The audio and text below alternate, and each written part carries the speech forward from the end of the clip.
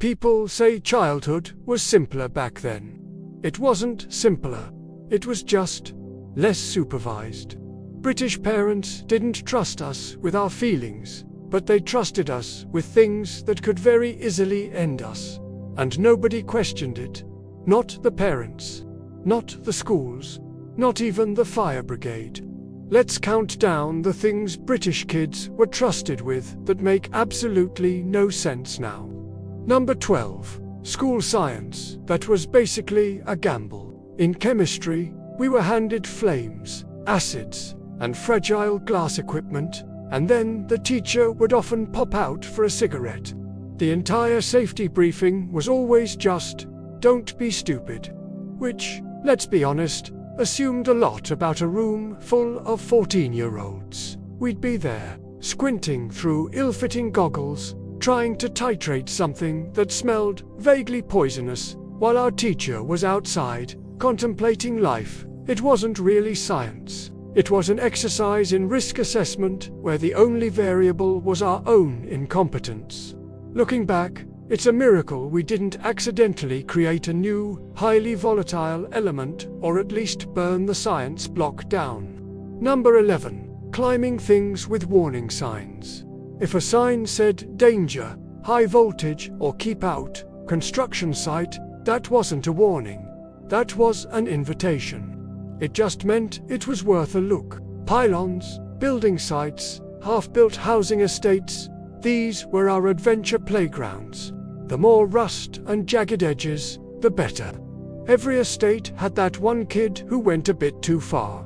The one who tried to climb the big pylon or scale the unfinished block of flats. They usually came back a lot quieter, with a newfound respect for gravity and electricity. It was our version of learning through experience, where the experience was usually a near miss with tetanus. Number 10. Being sent to the shop with real money. You'd be about 8 years old, handed a pound note or something smaller, and a vague instruction like, get a loaf of bread and something for yourself. No phone, no note, just vibes and loose change. You'd march down to the corner shop, feeling like a titan of industry. The responsibility was immense.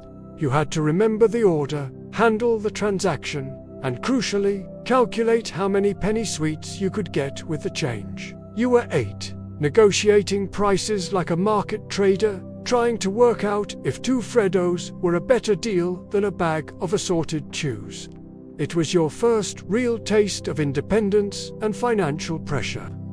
Number 9. Being left in the car for ages. Your parents would park up, say, "Be back in a minute," and then disappear into a shop for what felt like an eternity. The window would be cracked just enough to prevent immediate suffocation. You'd be left with a bag of Monster Munch and the car radio for company. Time slowed down. You'd watch the world go by, finish the crisps, lick the flavoring off your fingers, and then start exploring the glove box for old mints. Today, leaving a kid in a car is practically a crime scene. Back then, it was just a Tuesday afternoon. It was a moment of quiet contemplation, a strange little bubble of solitude in a hot car. Number 8. Chip pans. In the 70s and 80s, before air fryers, the chip pan was king. It was a deep pot filled with bubbling, molten hot lard, sitting on the hob like a domestic volcano. Making chips was an event, a high-stakes culinary gamble. Every family had a story about a chip pan fire. The official advice was to put a damp tea towel over it, but the reality was usually just shouting and panicking. The smell of hot oil was the scent of both deliciousness and imminent danger. It was household roulette, and every batch of chips you successfully made without calling the fire brigade felt like a major victory. Number 7. Answering the house phone. The phone would ring, a shrill, demanding sound that echoed through the house. You had no idea who was on the other end. There was no caller ID, no screen to give you a clue. You just had to pick up the heavy receiver and answer. For those 5 minutes, you became an adult. You had to use the right greeting, get it wrong, and you faced social death. Hello, the Smith residence, you might say, trying to sound formal. Then you'd have to take a message, scribbling it down on a scrap of paper that would inevitably get lost. It was a high-pressure performance every single time. Number 6. Being sent on messages for adults. This was a true test of character. Your dad would send you next door to deliver a message you didn't fully understand. Go and tell Mr. Henderson to stop parking his car like that. Suddenly, you were a child diplomat, a tiny messenger delivering beef. You'd knock on the neighbor's door, heart pounding, and relay the message as politely as you could. It was terrifying and character building. You learned how to navigate complex adult social situations before you'd even mastered long division. You weren't just a kid. You were an envoy, a proxy in the low-level suburban wars. Number 5. Using public toilets alone. The public loo in the park or at the bus station wasn't just a toilet. It was a portal to a horror film. The flickering fluorescent light, the damp, mysterious puddles on the floor, the door that never quite locked properly. You'd go in as a child and come out changed. It was an ordeal, a challenge to your bravery and your immune system. You'd hold your breath, try not to touch anything, and get out as fast as humanly possible. It taught you speed, efficiency, and a deep, lifelong distrust of public facilities. Number 4. Petting dogs you'd never met. You'd be walking down the street, and someone with a dog would be there. You'd ask if you could stroke it, and the owner, often distracted and barely knowing the dog themselves, would say, "Yeah, he's friendly." That dog could have had deep-seated trauma and a grudge against anyone under 4 feet tall. But you took the owner's word for it. You'd cautiously extend a hand, hoping for the best. Sometimes it was fine. Other times, you'd get a low growl that stayed with you. That dog had issues.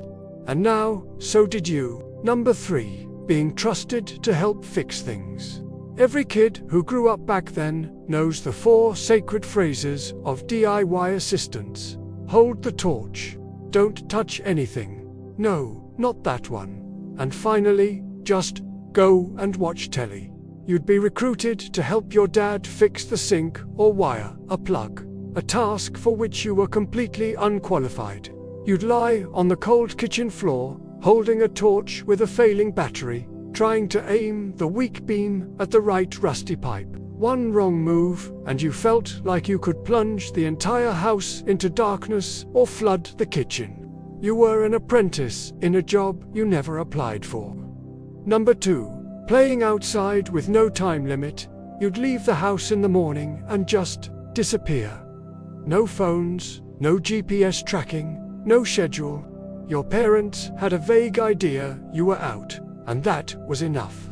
The only rule was to be home when the streetlights came on. That was your warning shot. That was the signal to start heading back, covered in mud, grass stains, and the day's adventures. You had a freedom that's almost unimaginable now. Roaming for miles with your friends, building dens, and creating your own world until dusk. And the number 1 thing British children were trusted with: common sense. There were no rules, no instruction manuals for life. You were just expected to have it. Don't play on the motorway. Don't take sweets from strangers. Look both ways. It was all based on instinct and a mild, ever-present fear of getting a telling off. We weren't necessarily braver back then. I think our parents were just tired, and somehow, despite all of it, the dodgy science experiments, the unattended chip pans, the questionable dogs, most of us survived, which is impressive, considering. If any of this feels familiar, you're not old, you're experienced. Thanks for watching. Subscribe for more. Back then Britain, when common sense was optional, but survival was mandatory.